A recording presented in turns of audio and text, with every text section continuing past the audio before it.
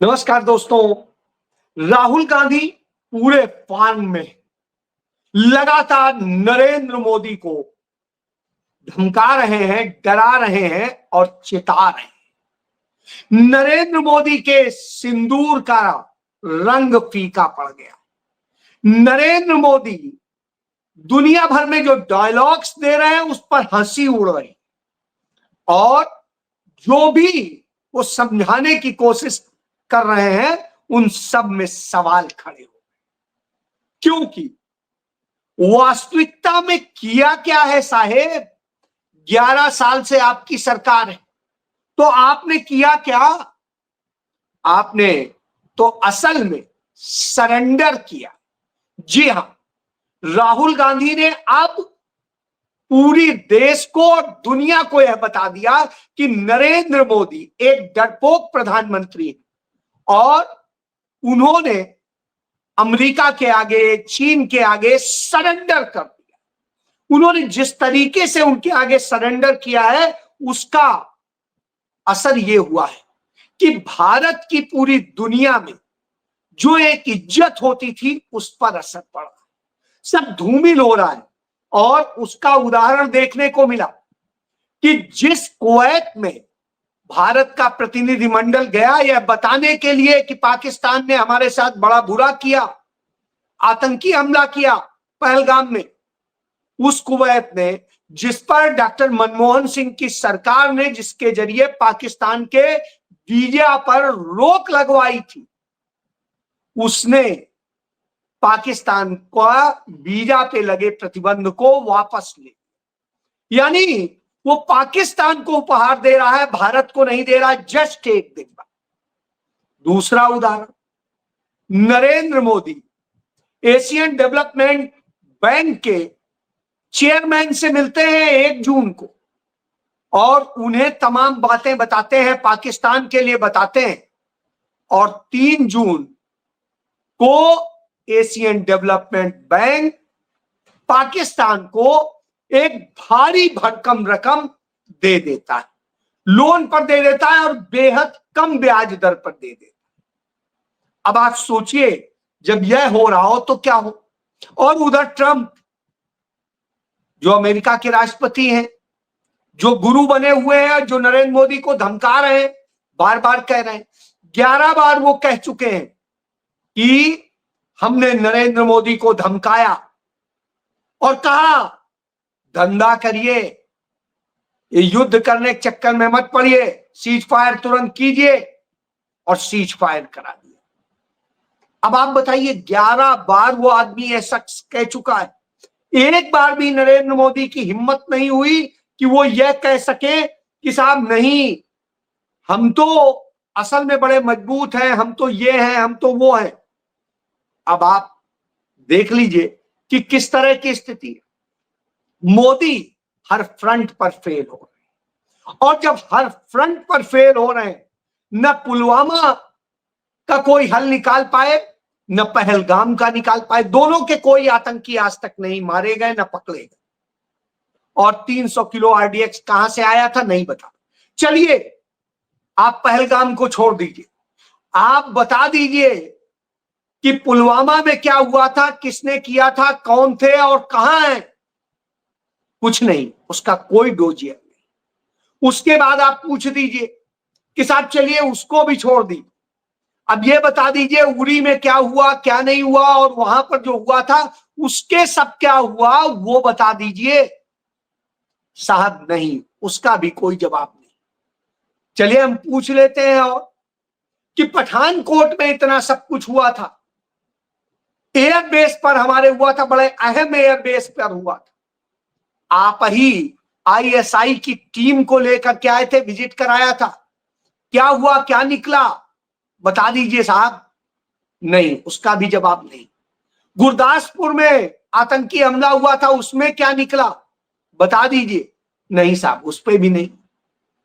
और इसके बाद में जब से नरेंद्र मोदी की 2024 में दोबारा तीसरी बार वो प्रधानमंत्री बने, तब से लेके आतंकी हमले हुए हैं, उन्हीं में बता दीजिए क्या किया, कोई जवाब नहीं। और जब आप यह पूछ देंगे कि चलिए अटल बिहारी वाजपेयी की सरकार के समय में 36 सिंहपुरा में हुआ था, 36 सिखों को, निर्दोष सिखों को गोलियों से भून दिया गया था, उसमें क्या सामने है? नहीं साहब, उस पर भी नहीं बता, क्योंकि जो हाफिज सईद है या मौलाना मसूद अजहर है या दाऊद इब्राहिम है, इन सब को उन देशों में जो आज वो संरक्षित हैं वो भाजपा के कारण, भारतीय जनता पार्टी की नीतियों ने यह स्थिति की है। भारत लगातार तमाम जगह पर जिस तरीके से मात खा रहा है, हमें रोज रोज धमका रहा है, और चीन हमारे यहां बिल्कुल बॉर्डर पर घुस आया, उसने बांग्लादेश के साथ समझौता करके हमारे सिलीगुड़ी से सिर्फ थोड़ी सी दूरी पर, भारत की सीमा से 12 किलोमीटर की दूरी पर, उसने उस एयरबेस को, जो एयरबेस सामरिक रूप से भारत के लिए बहुत अहम है, जो द्वितीय विश्व युद्ध में इस्तेमाल हुआ था, उसको उसने रीडेवलप करने का काम कर दिया। और वहां एक डेवलप हो जाता है एयरबेस, तो आप जान लीजिए भारत का एक बड़ा हिस्सा उसकी जद में आ जाएगा। अब हमने क्या किया है, क्या बनाया? हम चीन का चा नहीं बोल पा रहे हैं, पाकिस्तान का पा नहीं बोल पा रहे हैं, हम स्थिति ये है कि अमेरिका में ट्रंप का नाम नहीं ले पा रहे हैं, वो सब कुछ भी बोल रहे हैं। पाकिस्तान का प्रधानमंत्री बोल रहा है हम तो जीत गए, नवाज शरीफ का जो भाई है शहबाज शरीफ साहब एक ट्वीट करके नहीं कह पा रहे हैं कि नहीं तुम तो जीते नहीं, हारे हो। और डोनाल्ड ट्रंप जो भी कुछ चाहे कहता है, दुनिया में बेइज्जत कर रहा है, फिर भी नहीं कुछ बोल पा रहे। इतना डर क्यों? इसको लेके राहुल गांधी ने जो मध्य प्रदेश में कहा, पूरी भारतीय जनता पार्टी के मिर्च लग गई, जैसे जला के मिर्च किसी ने डाल दी, सब बिलबिला के निकल आए हैं, जैसे सांपों के बिल में पानी डाल दो तो एकदम से बिलबिला के निकलते हैं, वैसे ही निकल आए। सब चिल्ला रहे हैं आओ माओ साओ जो भी जिसको है। और यहां तक कि गोदी मीडिया का तो यह हाल हो गया कि गोदी मीडिया कह रहा है कि राहुल गांधी सवाल क्यों पूछ रहे हैं, राहुल गांधी ये क्यों कर रहे हैं, राहुल गांधी संसद का विशेष सत्र क्यों मांग रहे हैं। अरे भाई, वो नेता प्रतिपक्ष है, उनका यही काम है, ड्यूटी है, और वो अपनी ड्यूटी कर रहे हैं तो आपको तकलीफ हो रही है। और जिसको यह ड्यूटी पूरी करनी चाहिए उससे आप सवाल नहीं पूछ पा रहे। आप नरेंद्र मोदी से नहीं कह रहे हैं कि सवाल का जवाब क्यों नहीं दे रहे। आप नरेंद्र मोदी से क्यों नहीं कह रहे हैं कि डोनाल्ड ट्रंप इतनी बकवास कर रहा है, उसको कहिए आप बकवास कर रहे हैं। और चाइना को तो चाबोल ही नहीं पाते। चाइना ब्रह्मपुत्र पर बांध बना रहा है, चाइना एयरबेस तैयार कर रहा है, चाइना हमारी जमीनों पे कब्जा कर रहा है, चाइना हमारे सैनिकों को मार डालता है, लेकिन प्रधानमंत्री के मुंह से एक शब्द नहीं निकलता है। ऐसा है हमारा प्रधानमंत्री नरेंद्र मोदी। यदि इतना डरपोक होगा तो फिर राहुल गांधी उसे कायर नहीं कहेंगे तो क्या कहेंगे, या डोनाल्ड ट्रंप के जी हुजूरी वाला नहीं कहेंगे तो क्या कहेंगे। तो साहब, नरेंद्र मोदी सरेंडर मोदी बन गए, यह बात तो इसी से प्रूव हो जाती है। और फिर यही बात कांग्रेस पार्टी के राष्ट्रीय मीडिया प्रभारी पवन खेड़ा बताते हैं, और वो सबूतों के साथ बताते हैं कि किस तरह से नरेंद्र मोदी ने इस देश के हितों के साथ समझौता किया।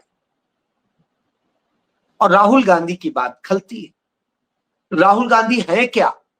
तो यह जान लीजिए, राहुल गांधी इस देश के पहले प्रधानमंत्री के नाती के बेटे हैं, और उनके नाती भी इस देश के प्रधानमंत्री थे, उनकी बेटी भी इस देश की प्रधानमंत्री थी, और ये सफल प्रधानमंत्री जिन्होंने देश को सब कुछ दिया है।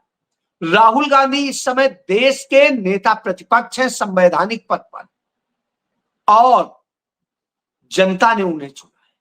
और राहुल गांधी इस देश की सबसे पुरानी, देश को आजाद कराने वाली पार्टी के पूर्व राष्ट्रीय अध्यक्ष। तो अब आप यह जान लीजिए, और राहुल गांधी जन नेता है, इसलिए उनकी ड्यूटी है कि वो सवाल करें जो जनता चाहती है कि उसका पता चले। राहुल गांधी जब कांग्रेस पार्टी के अध्यक्ष बने थे 44 सांसद थे, आज 100 सांसद से अधिक हैं, 99 अपने, उससे और उसके अलावा 3। तो इससे आप समझ सकते। तो ऐसी स्थिति में नरेंद्र मोदी क्या थे भाई? नरेंद्र मोदी तो जब मुख्यमंत्री बनाए गए थे तो उठा के बैठा दिए गए, उनका कोई योगदान नहीं था। लेकिन राहुल गांधी का योगदान है, उनके परिवार का योगदान है, उनके परिवार का खून इस देश की धरती में शामिल है, उनका पैसा, रुपया, संपत्ति सब इस देश में शामिल, क्योंकि उन्होंने सिर्फ दिया है, उस परिवार ने लिया नहीं है इस देश। तो यह बात समझने की जरूरत है। राहुल गांधी पे आप हमला करते हैं, सब कुछ करते हैं, आलोचनाएं, सब कुछ कर लिया, लेकिन राहुल गांधी ने आत्म विकास किया, आत्मचिंतन किया है और इस देश के लोगों को समझा है और उनकी समस्याओं को समझा। वो राजनीतिक वारिस नहीं है, बल्कि वो इस देश की जरूरत है, इस देश की आवाज है, और इसलिए आपको परेशानी। तो साहब, जब वो पैदा हुआ तो एक प्रधानमंत्री का पोता था, बड़ा हुआ तो एक प्रधानमंत्री का बेटा था, और उसका परिवार इस देश का की सत्ता का केंद्र है। वो कुछ भी ना हो तो भी गांधी है। गांधी होना अपने आप में प्रिविलेज है, और वही अपने आप में सम्मान है।